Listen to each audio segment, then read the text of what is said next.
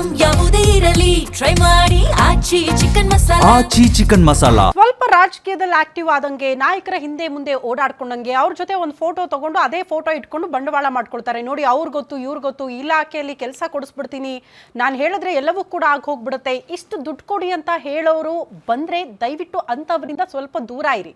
ದುಡ್ಡು ಕೊಡಕ್ಕೆ ಹೋಗಬೇಡಿ. ನಿಯತ್ತಾಗಿ ನಿಷ್ಠಾವಂತರಾಗಿದ್ರೆ ಯಾವುದಾದ್ರೂ ಕೆಲಸ ಸಿಕ್ಕೇ ಸಿಗುತ್ತೆ ಅಂತ ಹೇಳ್ತಾ ಚರ್ಚೆಯನ್ನ ಪ್ರಾರಂಭ ಮಾಡೋಣ. ನಮ್ಮ ಜೊತೆಗೆ ವಂಚನೆಗೊಳಗಾದವರು ಇದ್ದಾರೆ. ಪ್ರಮುಖವಾಗಿ ಸುರೇಶ್ ಬಾಬು ಅವರಿದ್ದಾರೆ. ಸುರೇಶ್ ಸರ್ ನಮಸ್ತೆ, ಕಾರ್ಯಕ್ರಮಕ್ಕೆ ಆತ್ಮೀಯ ಸ್ವಾಗತ. ಸುಹಾಸ್ ಅವರಿದ್ದಾರೆ. ಸರ್ ನಮಸ್ತೆ, ಕಾರ್ಯಕ್ರಮಕ್ಕೆ ಆತ್ಮೀಯ ಸ್ವಾಗತ.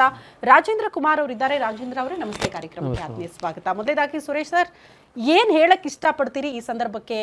ದುಡ್ಡು ಇಲ್ಲ, ಕೆಲಸನೂ ಇಲ್ಲ, ನೋಡ್ಕೊಂಡು ಕೂತ್ಕೊಂಡಿದ್ದೀರಿ. ಮೊದಲು ಸ್ವಲ್ಪ ಜನರಿಗೆ ಇದ್ರ ಬಗ್ಗೆ ಜಾಗೃತಿ ಮೂಡಿಸೋದಾದ್ರೆ ಏನ್ ಹೇಳಕ್ ಇಷ್ಟಪಡ್ತೀರಿ, ನಿಮ್ಮ ಅನುಭವದ ಮಾತುಗಳು? ಮೇಡಮ್, ಈ ಗ್ಯಾಂಗ್ ಏನಿದೆಯಲ್ಲ, ಈ 11 ಜನದ ಗ್ಯಾಂಗ್ ಏನಿದೆಯಲ್ಲ, ಇದು ದೊಡ್ಡ ಗ್ಯಾಂಗ್.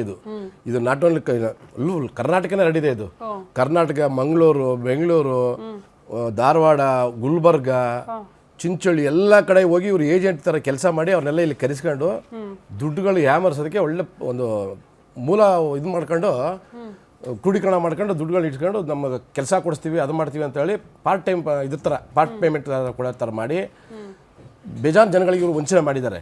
ಈ ವಂಚನೆ ಬಗ್ಗೆ ನಾವು ಆಲ್ರೆಡಿ ಪೊಲೀಸರಿಗೆ ಕಂಪ್ಲೇಂಟ್ ಕೊಟ್ಟಿದ್ದೀವಿ, ಮಿನಿಸ್ಟ್ರಿಗಳಿಗೂ ಲೆಟರ್ ಕೊಟ್ಟಿದ್ದೀವಿ. ಆಮೇಲೆ ಬಂದಿರೋದು ಈ ಗ್ಯಾಂಗ್ ಮೊದಲು ನಿಮ್ಮ ಹತ್ರ ಹೆಂಗ್ ಇಲ್ಲ, ನಿಮಗೆ ಗೌರ್ಮೆಂಟ್ ಕೆಲಸ ಕೊಡಿಸ್ತೀವಿ, ಪಕ್ಕಾ ಕೆಲಸ ಕೊಡಿಸ್ತೀವಿ, ಅದು ನ್ಯಾಯಾಂಗ ಇಲಾಖೆಯಲ್ಲಿ ಕೊಡಿಸ್ತೀವಿ, KBL ಕೊಡಿಸ್ತೀವಿ ಅಂತ ಹೇಳಿದ್ದಾರೆ. ನಮ್ಗೆ ನಿಮ್ಮ ಎಜುಕೇಶನ್ ಏನು ಸರ್? ನಿಮಗೆ ಬೇಕಾಗಿತ್ತಾ ಅಥವಾ ಮಗನಿಗೆ? ಇಲ್ಲ, ನಮ್ಮ ಮಗನಿಗೆ ಬೇಕಾಗಿತ್ತು. ಮಗನಿಗೆ ನಮ್ಮ ಫ್ರೆಂಡ್ ಮಕ್ಕಳು ನಮ್ಮನ್ನ ನಂಬಿ ಅವ್ರು ಇನ್ನೊಬ್ರು ಬಂದರು. ಇದು ನಮ್ಗೆ ತೋರಿಸೋರು ಗೌರ್ಮೆಂಟ್ ಎಂಪ್ಲಾಯ್ನೇ. ನಮ್ಮನ್ನ ಇಂಥ ಜಾಗ ಕರ್ಕೊಂಡೋಗಿ ಬಿಟ್ಟವರು ಗೌರ್ಮೆಂಟ್ ಎಂಪ್ಲಾಯ್. ಅವರು ಒಬ್ರು ಇವರು ಅದರಲ್ಲೇ ಇದ್ದಾರೆ. ಇವರು ಏನೋ ಒಳ್ಳೇದು ಮಾಡ್ತಾರಲ್ಲ ಅಂತ ಉಂಟು. ಸುಹಾಸ್ ಅವರೇ, ನೀವ್ ಹೆಂಗ್ ನಂಬುದ್ರಿ? ಹೆಂಗ್ ಕಾಂಟ್ಯಾಕ್ಟ್ ಬಂದಿದ್ದು ಸರ್ ಇಂದಾನ ಅಥವಾ ಹೆಂಗೆ? ಸೇಮ್ ಇದೇ ತರ ಗೌರ್ಮೆಂಟ್ ಅಫಿಷಿಯಲ್ ಒಬ್ರು ಇದ್ರು, ಅವರು ಇದರಲ್ಲಿ ಹೆಲ್ತ್ ಡಿಪಾರ್ಟ್ಮೆಂಟ್ ಅಲ್ಲಿ ಇದ್ರು. ನಿಮಗೆ ಮತ್ತೆ ಅವರಿಗೆ ಕಾಂಟ್ಯಾಕ್ಟ್ ಆದವರು ಒಬ್ರೇನಾ? ಇಲ್ಲ, ಬೇರೆ ಬೇರೆ ಇದ್ದಾರೆ, ಅನೇಕರು ಇದ್ದಾರೆ. ಅವರು ಕೂಡ ಗೌರ್ಮೆಂಟ್ ಆಫೀಸರೇ? ಹೌದು. ಓಕೆ.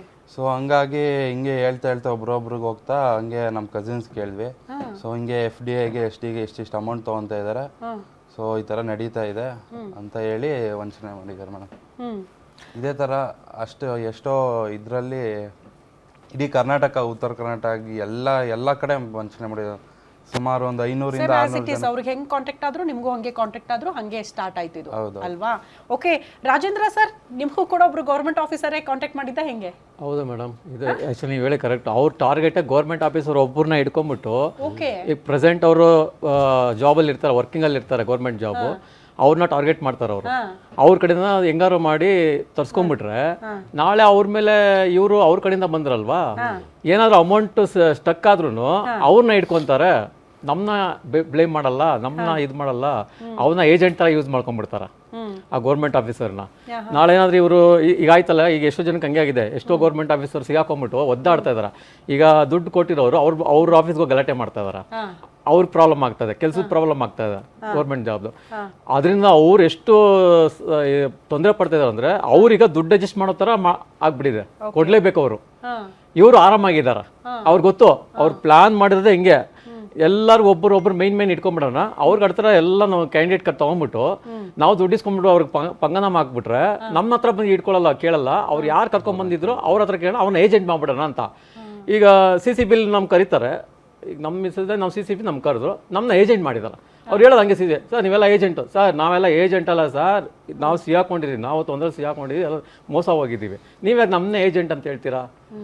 ಹಾಂ, ಹಂಗೆ ಅವ್ರನ್ನೇನೋ ಮಾಡ್ತಾ ಇಲ್ಲ ಅವರು. ಆಕ್ಚುಲಿ ಅವ್ರ ಮೇಲೆ ಏನು ಕ್ರಮ ತಗೊಂತಲ್ಲ, ನಮ್ಮನ್ನ ಏಜೆಂಟ್ ಮಾಡಿ ನಮ್ಗೆ ಒಂಥರ ಭಯ ಪಡಿಸೋದು CC ಬಿ ಅವರು. ಅಲ್ಲ, ನೀವು ಇನ್ನೊಂದಷ್ಟು ಜನಕ್ಕೆ ಹೋಗಿ ಏನಾದ್ರು ಹೇಳಿದ್ರಾ? ಅಲ್ಲ ಮೇಡಮ್, ಈಗ ಆಲ್ರೆಡಿ ನೀವು ಕೊಡಿ, ನಿಮ್ಗೂ ಬೇಕಾ ಕೆಲಸ ನೀವು ಹೇಳಿದ್ರೆ? ಅಲ್ಲಲ್ಲ, ಏನಾಗುತ್ತೆ ಅಂದ್ರೆ ಈಗ ಮನೆ ಸುತ್ತಮುತ್ತ ಇರೋದು ಹೆಂಗೋ ಗೊತ್ತಾಗ್ಬಿಡುತ್ತೆ, ಮೆಸೇಜ್ ಹೋಗ್ಬಿಡುತ್ತೆ. ನೀವು ಹೇಳ್ಬಿಟ್ಟಿದ್ದೀರಾ ಅವಾಗ? ಈಗ ನಮ್ಮ ಸುತ್ತಮುತ್ತ ಗೊತ್ತಿರುತ್ತೆ, ನಮ್ಗೆ ಟ್ರೈ ಮಾಡ್ತಾ ಇದ್ದೀವಿ ಸರ್. ನೀವು ಮಾಡಿದ್ದು ಕೂಡ ಅಂದ್ರೆ ನೀವು ನಾವು ಹೋಗಿ ಕೆಲಸಕೊಂಡು ಹೇಳಲ್ಲ, ಅದು ಮೆಸೇಜ್ ಗೊತ್ತಾಗುತ್ತೆ ಅವ್ರಿಗೆ. ಈಗ ನಾವು ಈಗ ಯಾರೇ ನಂಬೇಕಂದ್ರೆ ಅವ್ರ ಪ್ಲಾನೇ ಆಗಿರಬಹುದು ಅಂತ. ಇನ್ನೊಂದ್ 4 ಜನಕ್ಕೆ ನೀವ್ ಹೇಳ್ಬೇಕು, ಇನ್ನೊಂದ್ 4 ಜನ ದುಡ್ಡು ತಂದು ಕೊಡ್ಬೇಕು.